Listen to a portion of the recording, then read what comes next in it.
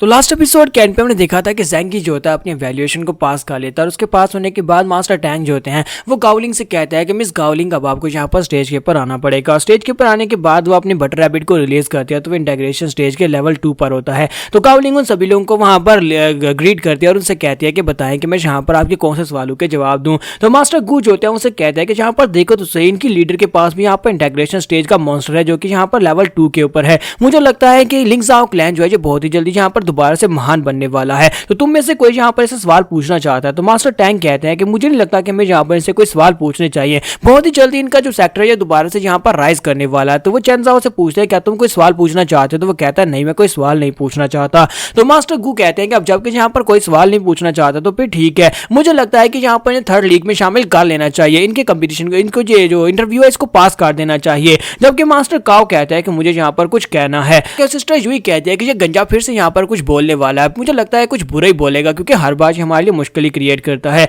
तो इसी के साथ ही वो कहता है कि मेरे पास यहाँ पर काफी सारे डिफरेंट पॉइंट्स हैं, मैं यहाँ पर डायरेक्टली बात करने वाला हूँ। मैं ये बात करने वाला हूँ कि सिस्टर गावलिंग यानी कि ये लड़की जो है ये काफी ज्यादा कमज़ीन है, इसकी उम्र काफी ज्यादा कम है और ये एक सेक्टर को संभालने के लायक नहीं है। थर्ड लीग के अंदर जितने भी सेक्टर्स हैं उन सभी के सेक्टर के मास्टर जो है ग्रैंड मास्टर है वो काफी ज्यादा मेच्योर होने चाहिए और मुझे नहीं लगता कि ये इतनी मेच्योर है कि ये इसकी रिस्पॉन्सिबिलिटी को संभाल सके। इसी वजह से मैं यहाँ पर इसको डिसअप्रूव करता हूँ। मैं यहाँ पर ये कहता हूँ कि इनके सेक्टर को इंटरव्यू में पास नहीं करना चाहिए। लड़की को यहाँ पर कम से कम कुछ और सालों की जरूरत है, तभी जाकर यहाँ पर अपने आप को बेहतर हेड मास्टर बना पाएगी। मुझे नहीं लगता कि ये एक सेक्टर को अच्छे से चला सकती है। यहाँ पर इसे जानबूझकर कोई फेल नहीं कर रहा, मैं तो बस यहाँ पर इसको लेसन दे रहा हूँ। मैं ये लेसन दे रहा हूँ ताकि यहाँ पर जिंदगी में अच्छे से अपने आप को एक अच्छा ग्रैंड मास्टर साबित कर सके। सुनने के बाद सभी एल्डर्स जो होते हैं वो बिल्कुल खामोश होते हैं कि अब यहाँ पर इस बार में क्या कहे। तो इसी के साथ गावलिंग उनसे कहते हैं कि आपका बहुत बहुत शुक्रिया यहाँ पर इस बात को पॉइंट आउट करने के लिए। तो मैं यहाँ पर आप लोगों को कुछ दिखाना चाहती हूँ, मैं आपके लिए कुछ लेकर आई हूँ। और इसी के साथ वो कहती है कि मैं यहाँ पर स्टेज के ऊपर कुछ मंगवाना चाहती हूँ। तो डार्क उसके लिए कुछ लेजर्स लेकर आता है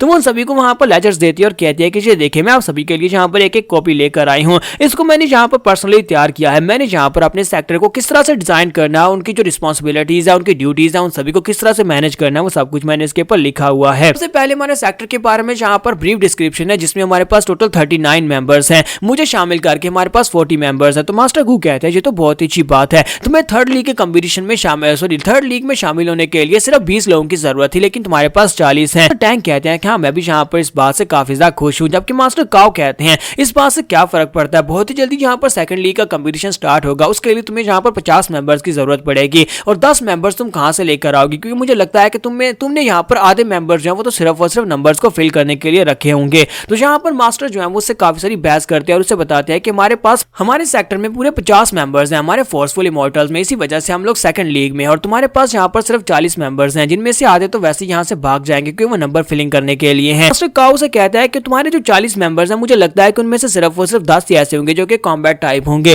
क्योंकि मेरे सेक्टर में 50 लोगों में से कम 20 ऐसे लोग हैं जो कि फाइट कर सकते हैं। तो गावलिंग उसे कहते हैं कि मैं आपको यहाँ पर इस बात को भी एक्सप्लेन करती हूँ, हमारे पास जो 39 लोग हैं वो सारे के सारे बैटल कर सकते हैं क्योंकि हमने उन्हें यहाँ पर अच्छी तरह से इंटरव्यू लेकर असेसमेंट के बाद ही पास किया है, तब उन्होंने हमारे सेक्टर को ज्वाइन किया है। हमने सिर्फ और सिर्फ उन्हीं कैंडिडेट्स को रखा है जो कि फाइटिंग कर सकते हैं और सिर्फ हमने कैंडिडेट्स की फिलिंग के लिए यहाँ पर कैंडिडेट्स के नाम नहीं लिखे बल्कि उनके जो बीस टाइप है उनकी वैरायटीज को भी हमने ज़हन में रखा है। हमारे पास जितने मेंबर्स हैं उन सभी के पास डिफरेंट टाइप के बीस्ट हैं, हर टाइप का बीस्ट है हमारे पास, तकरीबन हमारे पास 18 टाइप के बीस्ट हैं ताकि सभी लोग जो है एक दूसरे के बीस्ट को देखकर वहां पर उनके पास है कुछ ना कुछ सीख सके, उनकी कमजोरियां और उनकी पावर्स के बारे में जान सके। लियू फेंग उसकी बातें सुनने के बाद काफी हैरान हो रहा था और कहता है कि ये तो मुझसे भी अच्छी ग्रैंड मास्टर है, मैंने तो कभी इस बारे में सोचा भी नहीं था जो ये सब कुछ यहाँ पर पेपर्स के ऊपर लिखा हुआ है। मास्टर काओ यहाँ पर दोबारा से एक सवाल उठाते हैं और कहते हैं कि अब जबकि तुम्हारे पास सारे के सारे कॉम्बैट टाइप के मेंबर्स हैं तो फिर मुझे ये बताओ कि तुम उन सभी को मैनेज कैसे करोगी, क्योंकि उन सभी लोगों की इंडिविजुअल पावर और उन सभी कंबाइंड पावर तुमसे ज्यादा हो जाएगी। इस गावलिंग उसे कहते हैं कि हमारा सेक्टर तुम्हारे फोर्सफुल इमॉर्टल्स की तरह बिल्कुल भी नहीं है, हम लोग यहाँ पर उनको बहुत ही अच्छे से मैनेज कर सकते हैं। उसके लिए मैंने यहाँ पर एक फार्मूला बनाया है, मैंने यहाँ पर एक तरीका बनाया जिससे हम लोग यहाँ पर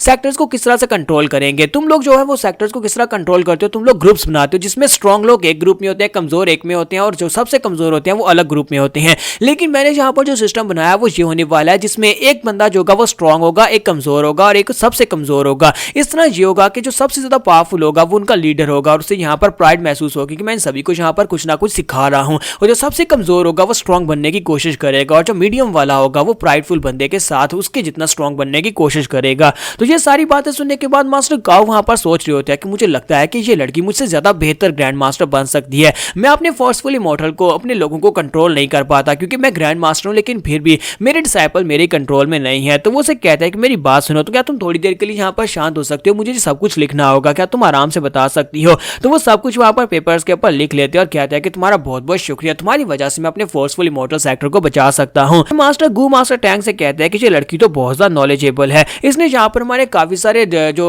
डाउट्स है उन सभी को क्लियर कर दिया, हमें यहाँ पर अपनी अलायंस की कमजोरियों के बारे में भी काफी कुछ पता चला है। इसके साथ ही हमारी गावलिंग उनसे कहती है कि जजेस में यहाँ पर आपके लिए कुछ और भी लेकर आएंगे जो सिर्फ और सिर्फ आपको ही दिखाया जा सकता है। और इसी के साथ ही वो पेपर्स लेकर मास्टर गू के पास जाती है और कहती है मास्टर गू, क्योंकि इनकी सिक्योरिटी टॉप लेवल है, इसी वजह से मैं यहाँ पर सिर्फ और सिर्फ आपको ही दिखा सकती हूँ। तो मास्टर गू उन पेपर्स को चेक करते हैं और उनके अंदर देखते हैं, उनके अंदर कुछ ऐसे मिशन का रिकॉर्ड होता है, वो मिशन जो कि लास्ट टाइम लिंगजाओ क्लैन को दिए गए थे, लेकिन लिंगजाओ क्लैन के फाल की वजह से वो मिशन पूरे नहीं हो सके और सारे के सारे ऐसे मिशन थे जो अलायंस अभी तक पूरे नहीं कर पाई थी, इन्होंने वो सारे मिशन पूरे कर दिए होते हैं। तो मास्टर गू इसी के साथ ही अपनी टोपी उतारते हैं, उसके सामने अपना सर झुकाते हैं और कहते हैं मैं पूरी अलायंस की तरफ से तुम्हें यहाँ पर थैंक यू बोलना चाहता हूँ, तुम्हारे लिंगजाओ क्लैन को, तुम लोगों ने हमारे लिए यहाँ पर इतना कुछ किया। ल्यू फेंग जो था उसकी बातें सुनने के बाद यहीं पर अपनी पास की मेमोरी दिखाता है जहाँ पर पहली बार वो गावलिंग से मिला था, उसके गाँव वालों पर अटैक हुआ था और वहाँ पर उसका घर भी बर्बाद हो गया था। तो माँ ल्यू फेंग वहाँ पर आने के बाद उसके पीछे जो लोग लगे हुए थे उन सभी को भगा देता है और उससे कहता है कि लेडी तुम्हारी जान बच गया, वो सभी लोग जा चुके हैं।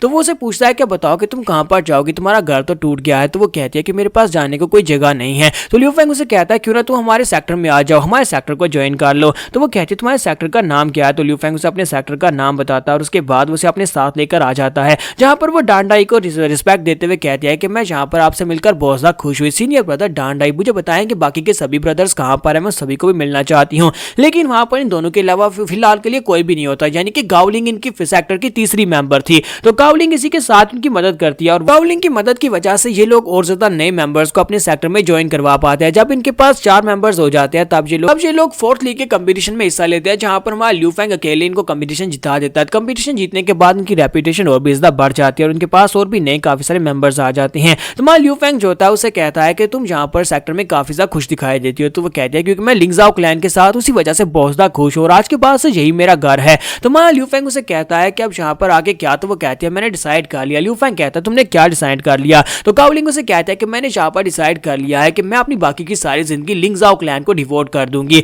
मैं सिर्फ और सिर्फ लिंगजाओ क्लैन के लिए ही, इसकी भलाई के लिए काम करूंगी। तो यहीं पर सीन प्रेजेंट में आता है जहां पर वो सभी जजेस उनको पास कर देते हैं और उन सभी के वहां पर पास होने के बाद उन सभी मेंबर्स को वहां पर बधाई दी जाती है, सभी को स्टेज के ऊपर बुलाया जाता है। तो मास्टर को उन सभी लोगों से कहता है कि तुम सभी लोगों ने यहाँ पर डायरेक्ट क्वालिफिकेशन इंटरव्यू को पास कर लिया और आज के बाद से तुम सभी लोग थर्ड लीग का हिस्सा हो। सभी लोग यहाँ पर इस बात से बहुत ज्यादा खुश हो जाते हैं, जबकि इसी के साथ ही मास्टर टैंग आगे बढ़ते हैं और कहते हैं तुम सभी लोगों को बहुत ज्यादा बधाई हो। तो मिस गावलिंग क्या मैं यहाँ पर आपसे अकेले में बात कर सकता हूँ, मुझे आपसे कुछ डील करनी है। और इसी के साथ ही वो कहती है हाँ क्यों नहीं, मैं यहाँ पर आपसे बात कर सकती हूँ, लेकिन उससे पहले प्लीज मुझे एक सेकंड दीजिएगा। और वो भागती हुई माय ल्यू फेंग के पास जाती है और उसे कहती है ल्यू फेंग क्या तुम मुझे बता सकते हो कि तुम्हारी फिश के मेटामॉर्फोसिस स्टेज में पहुंचने के लिए कौन सा इंग्रेडिएंट की जरूरत है। तुम्हारा ल्यू फेंग उसे कहता है कि इसके लिए यहाँ पर पूरे 20 डीप पूल क्रिस्टल की जरूरत है, लेकिन तुम अचानक से यहाँ पर इस बार में क्यों पूछ रही हो। तो गावलिंग उसे कहती है कि तुम्हें बहुत ही जल्दी यहाँ पर पता चल जाएगा। यहाँ पर फिलहाल के लिए हम लोग अपनी एपिसोड 90 का एंड करेंगे और नेक्स्ट एपिसोड में वो जो 4 लोग मिस्टीरियस अपीयर हुए थे जो कि डेमिगार्ड के रिटर्न के लिए वहां पर प्रे कर रहे थे,